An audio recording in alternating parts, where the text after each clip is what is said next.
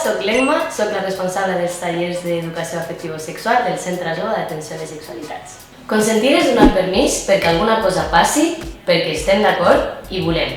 Quan parlem de consentiment en les nostres relacions sexoafectives, no es tracta només de dir que sí a tenir relacions sexuals, sinó també parlar del que ens agrada i ens ve de gust. Consentir significa que totes les persones que hi participin hi estan d'acord i s'impliquin. És tan sexy poder parlar del que volem fer abans, durant i després. I què no és consentir. Per exemple, si no dic res, si estic en silenci, si no ho tinc clar, si estic dormint o si he begut molt. A més, el consentiment es pot retirar.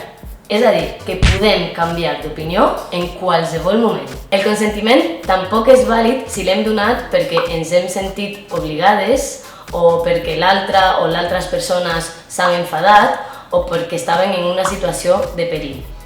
Quan donem el nostre consentiment en aquestes situacions és perquè hi ha coacció, és a dir, que s'està utilitzant alguns tipus de violència perquè digui que sí, i això no és consentiment. El consentiment només és vàlid quan l'estem donant de forma lliure i conscient i on s'estan respectant els meus drets.